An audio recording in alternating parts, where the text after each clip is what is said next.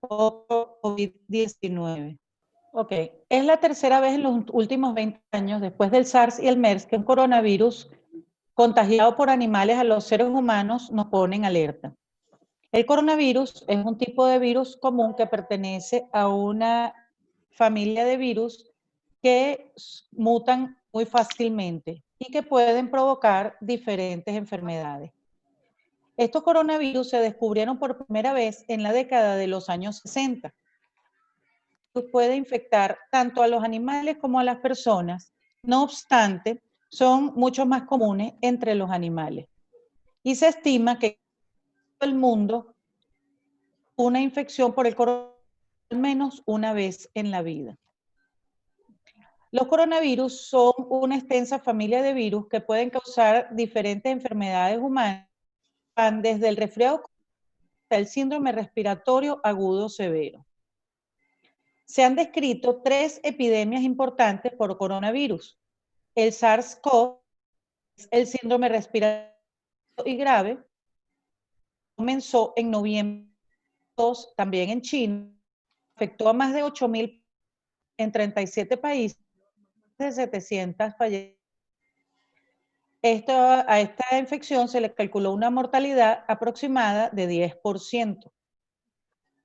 Que es el síndrome del Oriente Medio, comenzó en Arabia Saudita. Hasta 2019, más de 2,000 casos, con más de 8 fallecimientos. Esta epidemia está activa. La mortalidad es del 35%. Sin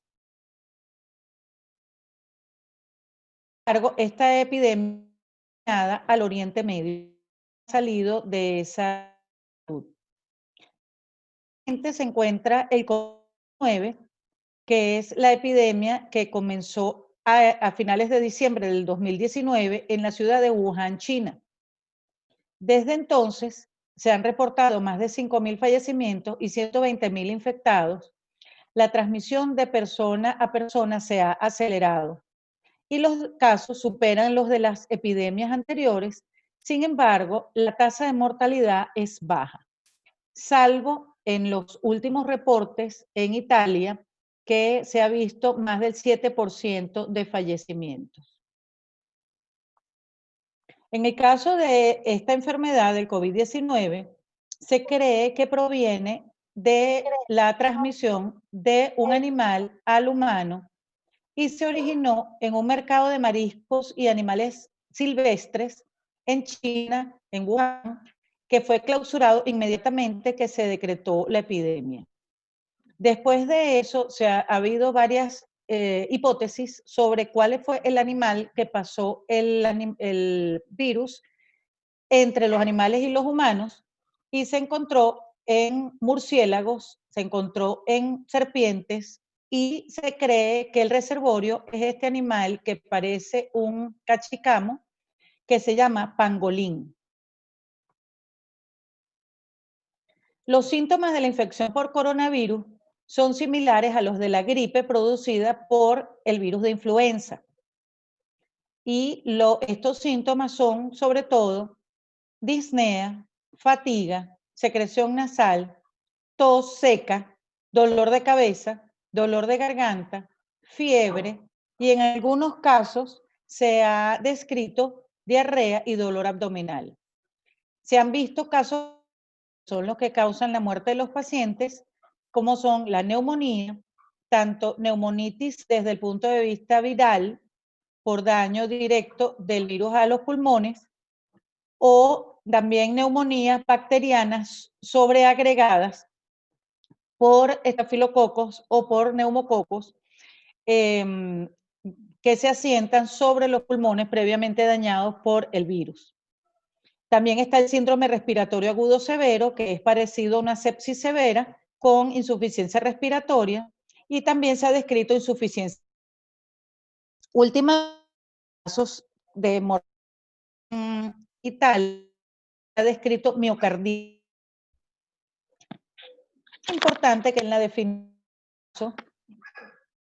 importante que el paciente haya viajado a China o a los otros países hay del virus y recientemente se agregó a la definición de caso que hayan tenido contacto con personas que tengan ya diagnóstico de infección por coronavirus. Más del 80% de los pacientes que sufren de la enfermedad por coronavirus sufren de una enfermedad leve a moderada. Eran rápidamente 4 a 6 días. En aproximadamente el 1% de los casos, el virus causa enfermedades graves como neumonía y dificultad para respirar. Y aproximadamente 5% de los pacientes son los que padecen enfermedades críticas como insuficiencia respiratoria, shock séptico y fracaso multiorgánico. Estos son los pacientes que pasan a cuidados intensivos y de estos, el 2 a 3% de los casos, el virus es fatal y el riesgo de muerte aumenta a medida que envejece. En los últimos casos que se han descrito en Italia, hay algunas personas más jóvenes, que son aproximadamente de 40 años, y donde no se ha descrito enfermedad previa. Sin embargo, ha habido fallecimientos en este grupo y eso es lo que se está investigando, de por qué aparentemente pareciera que el virus ha mutado y es un poco diferente al que se encontraba en China. Se ven relativamente pocos casos entre los niños y las infecciones que se producen en los niños casi siempre son leves a moderadas o también son asintomáticos. Y el problema de los niños es que a pesar de que las infecciones son leves, ellos pueden transmitir la enfermedad. Todavía se está investigando por qué es el comportamiento de este virus. Hasta hace poco tiempo se decía que las personas mayores de 70 años, las que padecen afecciones médicas preexistentes como hipertensión arterial, enfermedades cardíacas, diabetes o inclusive cáncer, son aquellas que tienen los factores de riesgo más importantes para sufrir infección severa y necesitar hospitalización o que son los que tienen mayor mortalidad. En los últimos casos que se han reportado en Italia, también se ha visto algunas personas que son jóvenes y que no han tenido factores de riesgo y que han fallecido por miocarditis. El tratamiento de la enfermedad es un tratamiento sintomático. No hay un tratamiento específico antiviral para la infección por coronavirus. Sin embargo, se están probando diferentes esquemas de drogas que han tenido resultados controversiales en el sentido de que al principio se pensaba que los antirretrovirales como el lopinavir ritonavir podría tener efecto sobre la enfermedad, sobre la gravedad de la enfermedad y acortar el periodo de la enfermedad. Sin embargo, en los últimos trabajos que se han publicado, se ve que el lopinavir ritonavir el curso y los pacientes que reciben esta droga no evolucionan diferente a los pacientes que no la han recibido. También se está probando en este momento la combinación de cloroquina con acitromicina. Pareciera que pudiera tener buenos resultados, sin embargo, todavía no es concluyente.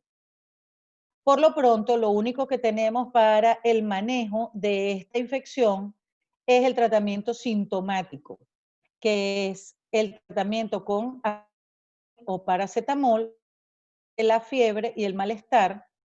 Hay una controversia sobre el uso de ibuprofeno, ya que se piensa que el ibuprofeno puede agravar el estado del paciente y se está recomendando que las personas no utilicen el ibuprofeno como antipirético y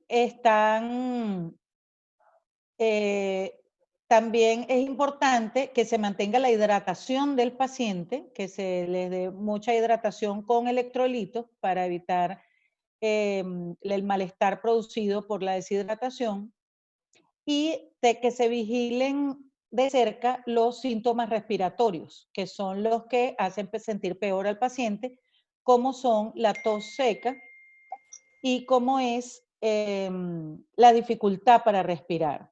Solamente se hospitalizan aquellos pacientes que presentan dificultad para respirar que no puede ser controlada en la casa con broncodilatadores. En este momento no existe vacuna para la prevención de la enfermedad. Hay algunos modelos que ya se están produciendo, sin embargo, están en primeras etapas de investigación y todavía faltan al menos 18 meses de investigación para que una vacuna se pudiera poner en práctica. Sin embargo, dada la gravedad de la epidemia, pareciera que pudiera adelantarse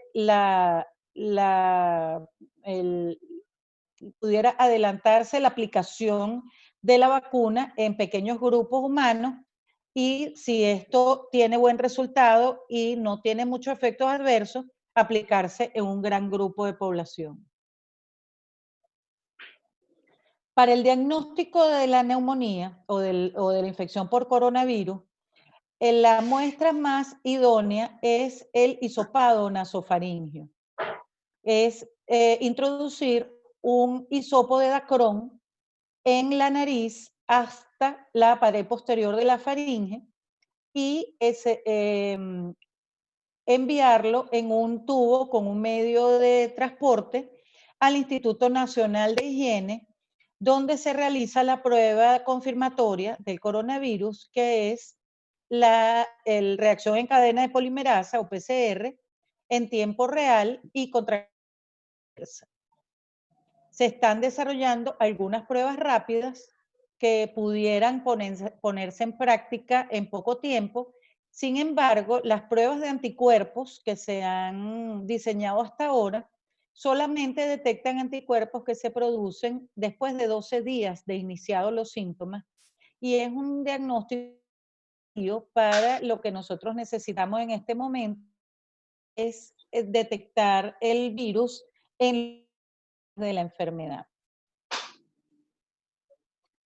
Además, a estos pacientes se debe hacer exámenes de laboratorio como hematología completa, velocidad de segmentación globular, proteína C reactiva y también una química básica como es glicemia, urea, creatinina, pruebas hepáticas y LDH para ver cuál es la gravedad que tiene la infección, cuál es el daño que está haciendo el virus a los órganos y poder predecir un pronóstico para este paciente y detectar precozmente las alteraciones orgánicas que pudieran ameritar la hospitalización y los cuidados críticos del paciente. El algoritmo de laboratorio que se utiliza es el que viene de OPS y los CDC de Atlanta, que es el mismo que se utiliza para los otros virus respiratorios como influenza y el rinovirus y adenovirus.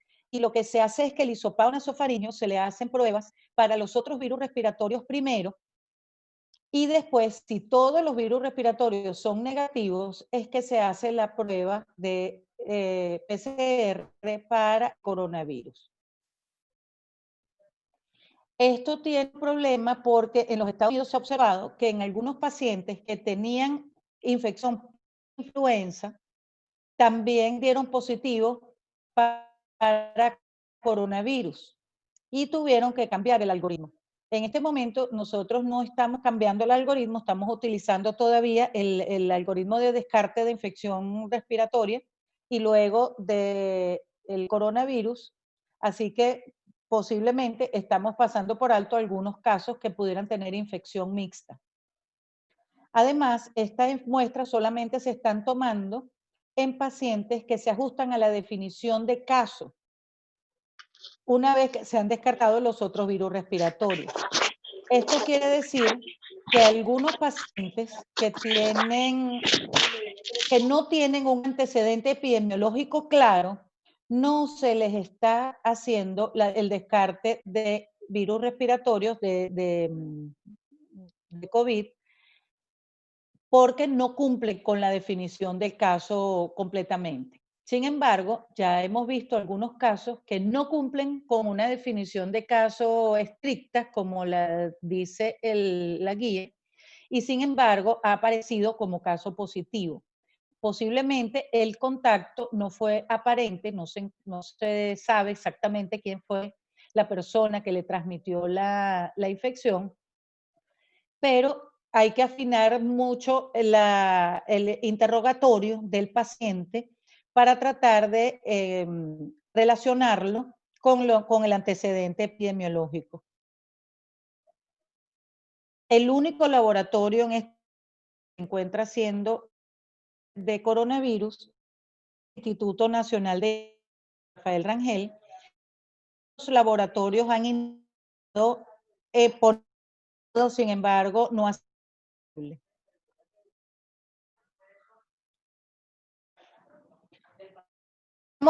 ¿Cómo se previene el coronavirus? El coronavirus se previene como todas las respiratorias. Se supone que cuando tosen o estornudan, expulsan gotas con aproximadamente a 1 metro de distancia, por ser un virus de gran tamaño. Es el virus de influenza, por ejemplo, se expulsa hasta 2 metros de distancia. Entonces, lo que las personas deben hacer para la prevención del virus es evitar tocar con las manos potencialmente contaminadas. Lavar las manos constantemente con y si tiene agua y jabón, utilice el antibacterial o el glicerinado por al menos 20 segundos. Y es importante que se lave entre los dedos y el pulgar, en la parte de atrás de las manos y entre las uñas. Es decir, hay que mover el jabón o el gel antibacterial por todas las manos. Cada uno hace la higiene y la higiene debe ser realizada veces al día. De manera que toda superficie puede haber tocado potencialmente es allí en la uno debe lavar las manos para eliminar esos virus. Cuando toser o estornudar, debe cubrir su boca pero no con la mano, sino con el pliegue del codo o con una toallita de papel. El papel debe a la basura de las manos inmediatamente. No se recomienda utilizar pañuelos de tela, ya que esos pañuelos pueden quedar impregnados con el virus y transmitir la infección a personas que lo toquen con las manos. La otra recomendación importante es desinfectar los objetos y las superficies que se tocan constantemente, sobre todo los teclados de las computadoras, los escritorios, las mesas o mesones y, por supuesto, las superficies como barandas, como rieles, como asientos donde las personas están constantemente tocando. Eso debe desinfectarse varias veces al día con soluciones de cloro o lejía para eliminar. Y a países donde se recomienda de los síntomas y evitar aglomeración de personas.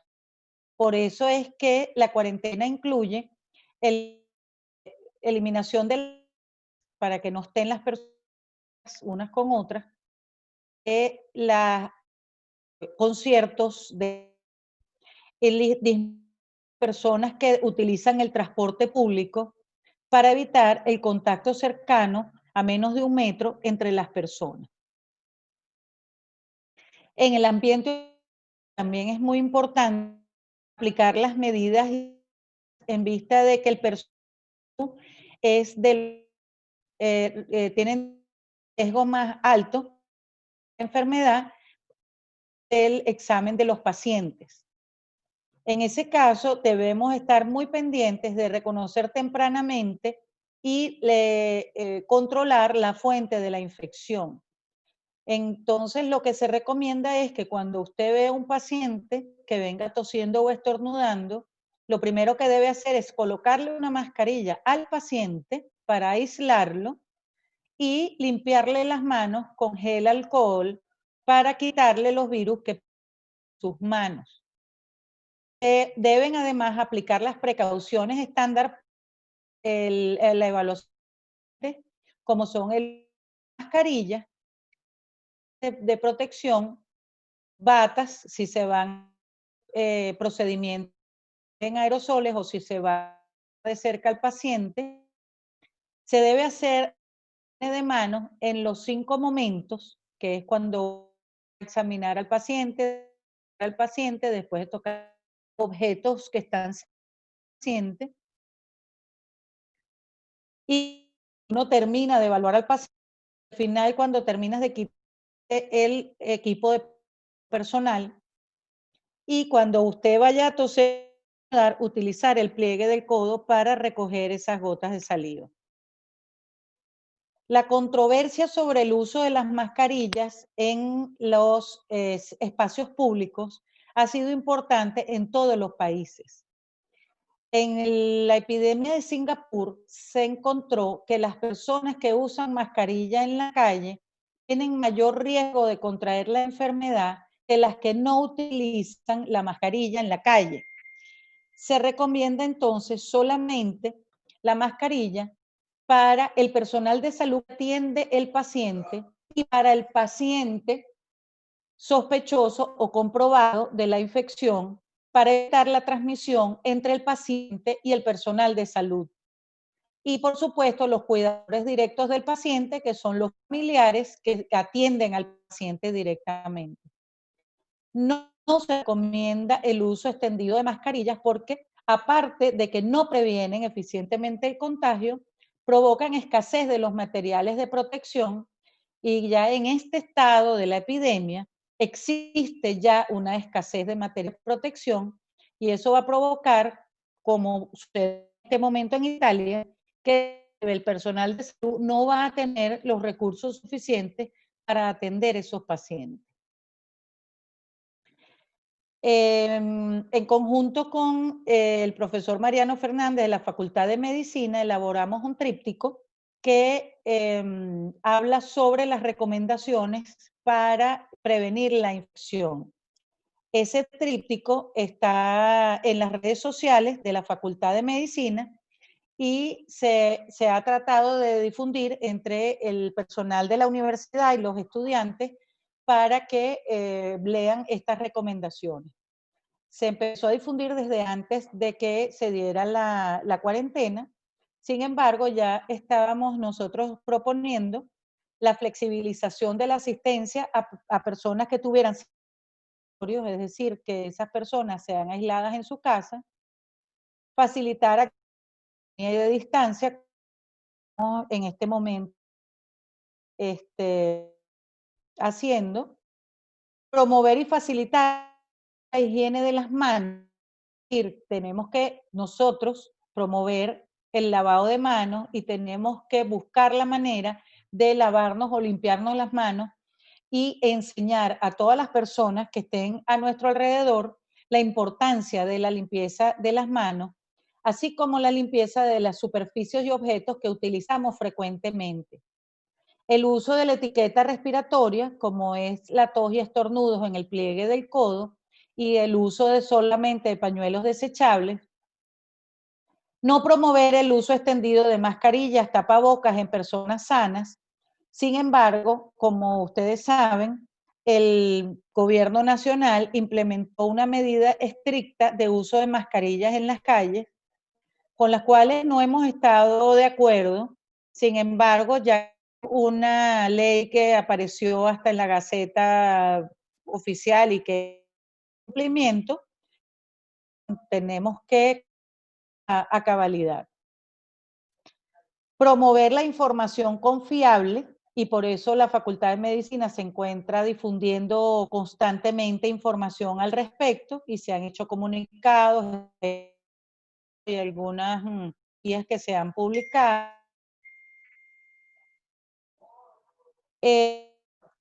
Estar atentos a las autoridades sanitarias.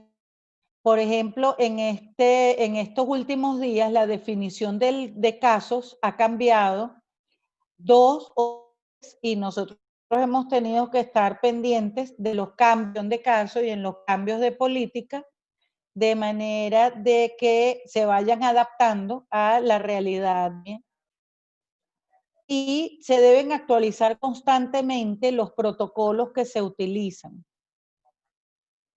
Entonces, ¿qué es lo que nosotros debemos hacer? Primero, tenemos que cumplir en la medida de lo posible con la cuarentena. La cuarentena es importante para evitar el contacto cercano entre las personas.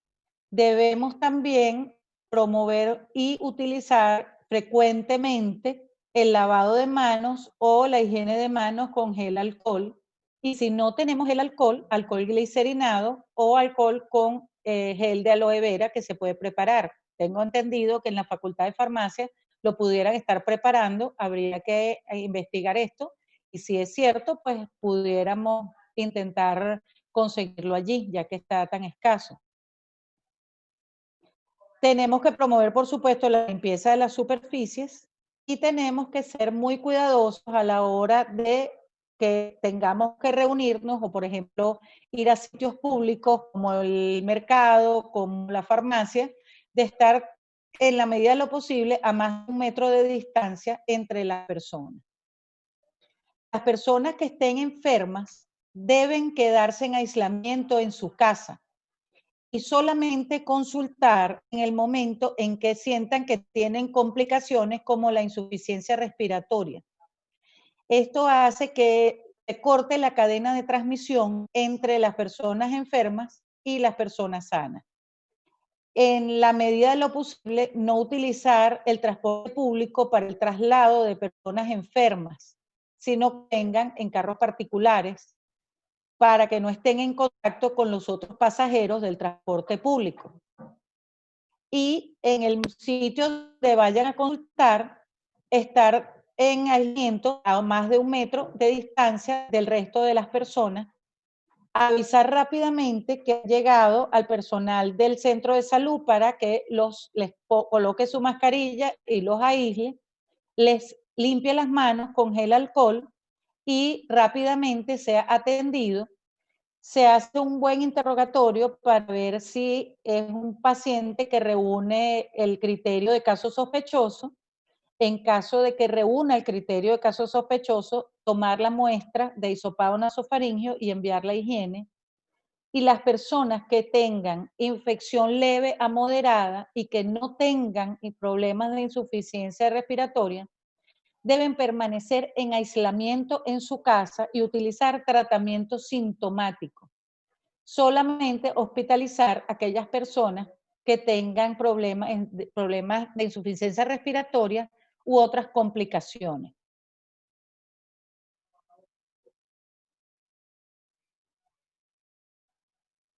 Recordar que el tratamiento de la enfermedad es sintomático, que solamente se debe utilizar acetaminofén, preferiblemente no utilizar ibuprofeno y hidratarse suficientemente con líquidos que tengan electrolitos como sal y azúcar para completar la hidratación, que no sea con agua solamente.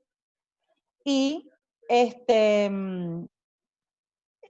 si la persona tiene una tos muy intensa que le impide respirar o que tiene dificultad para respirar, se pueden usar broncodilatadores o esteroides inhalados para mejorar la función pulmonar. Y si las personas sienten que la insuficiencia respiratoria es importante, consultar para ser hospitalizado. Aproximadamente 5% de las personas que sufren la enfermedad grave requieren ventilación mecánica y la mortalidad se encuentra en este momento de 2% a 4% en los países en que se está detectando la enfermedad, menos en Italia, que tiene una mortalidad mayor como aproximadamente del 7%. Eso es todo lo que les traigo. Si quieren conectarse para hacer alguna pregunta.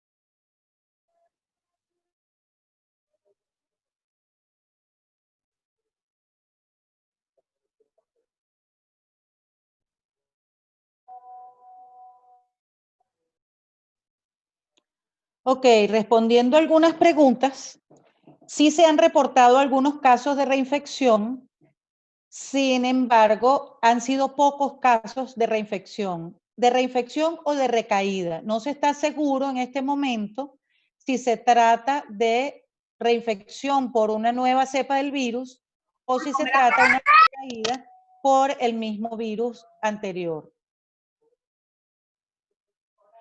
Otra pregunta es cuánto tiempo se espera que dure la cuarentena. En Wuhan, en China, duró 56 días hasta que disminuyó el número de casos lo suficiente para declarar el final de la epidemia. Nosotros en este momento no sabemos cuánto tiempo nuestra cuarentena. Queremos con la cuarentena que el número de casos diarios apareciendo grande que colapse el sistema de salud venezolano, que ya se encuentra bastante deteriorado, sino que los casos aparezcan progresivamente. Esto puede causar que las personas, que la cuarentena deba prolongarse un poco. Hay que hacer un análisis entre si es preferible esperar un poco más, pero que vengan menos pacientes cada vez para que no se colapse el sistema de salud, en vez de tener una situación tan importante como se ha tenido en otros países como Italia y España, que el sistema ha colapsado por las pacientes que se presentan.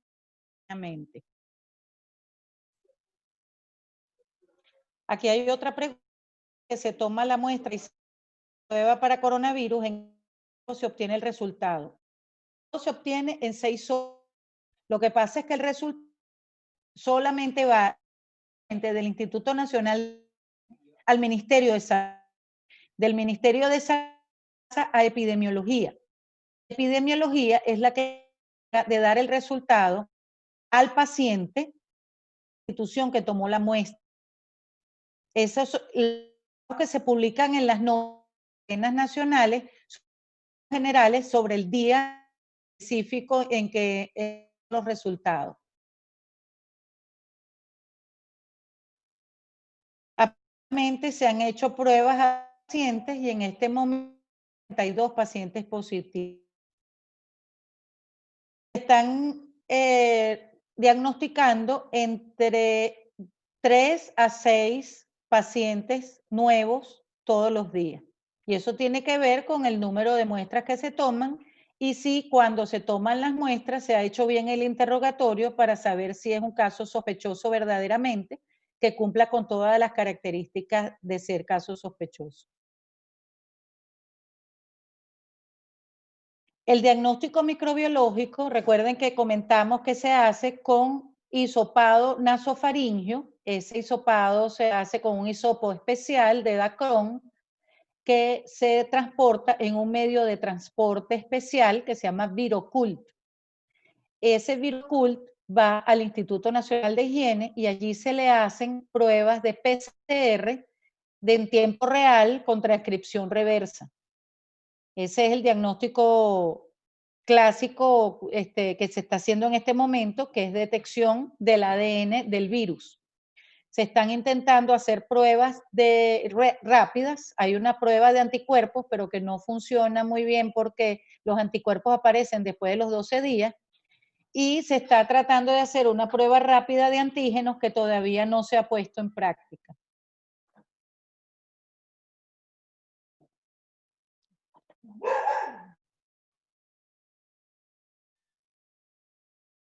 ¿Hay alguna otra pregunta?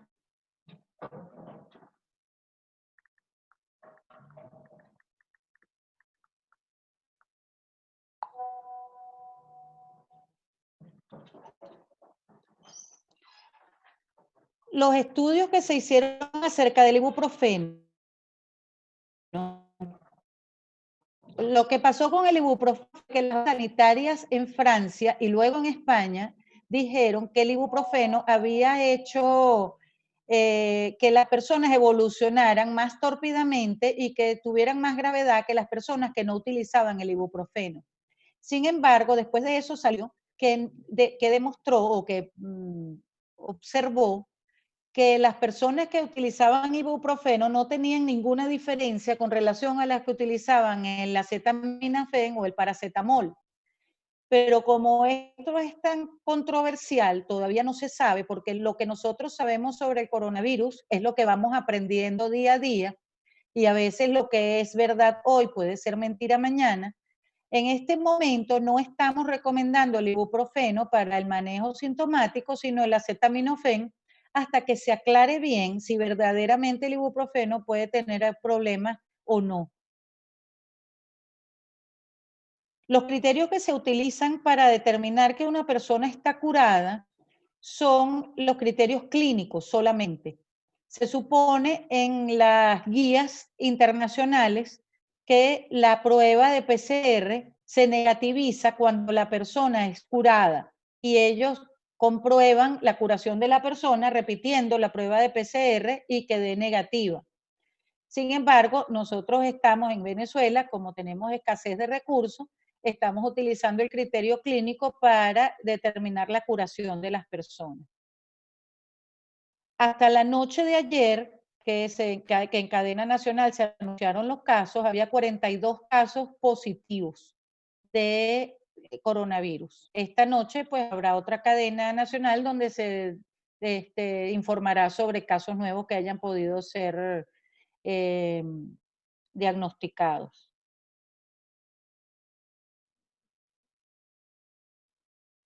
Bueno, si no hay más preguntas, les agradezco su atención y espero que sigan investigando mucho sobre el coronavirus y que la próxima vez ustedes me enseñen a mí todas las cosas importantes que han investigado. Muchas gracias por escucharme. Hasta luego.